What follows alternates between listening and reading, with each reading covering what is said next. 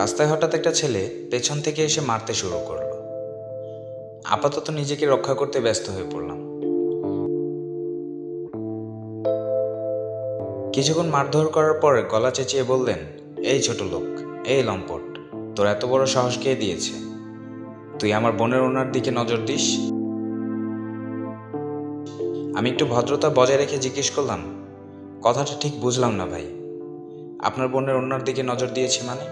ছেলেটা এবার আমার শার্টের কলার ধরে বলল, সকালে রিকশায় একটা মেয়ের দিকে বাজে নজরে তাকিয়েছিস আর ওড়না ঠিক করার কথা বলেছিস, ভুলে গেছিস সে কথা? যাই হোক, তোকে আজকে হালকা নাস্তা দিয়ে ছেড়ে দিলাম। ফার্দার কোনো দিন যদি শুনেছি তুই আমার বোনের দিকে বাজে নজরে তাকিয়েছিস, তো তোর খবর আছে। কথাটা বলেই ছেলেটি চলে গেল। এদিকে আমি আহাম্মক বনে দাঁড়িয়ে গেলাম আর মনে মনে কল্পনা করলাম সকালে তার বোনকে এমন কি বাজে কথা বলেছি।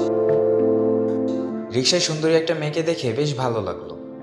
মেয়েটিও আমার দিকে তাকালো। দুজন দুজনের দিকে তাকিয়ে রইলাম।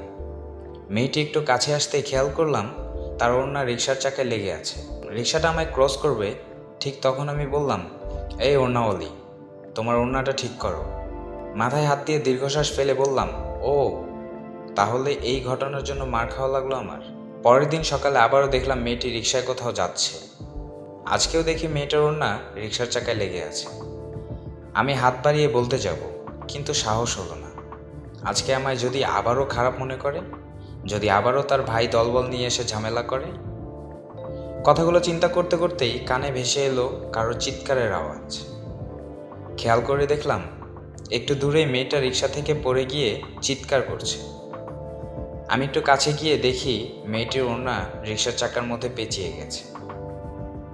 মেয়েটি আমাকে দেখে কিছুটা লজ্জা বোধ করলো। রিকশা চালক তখন মেয়েটির ওড়না রিকশার চাকা থেকে ছাড়িয়ে দিচ্ছিল।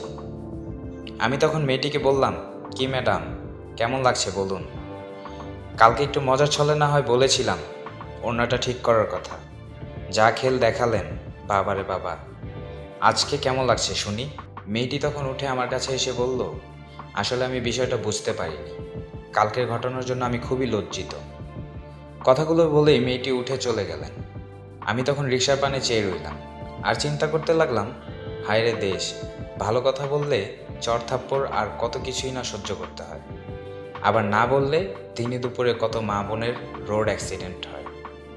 যাই হোক, দিন শেষে সবাই সাবধানে রিকশা চলাচল করবেন, বিশেষ করে আমার মা ও বোনেরা।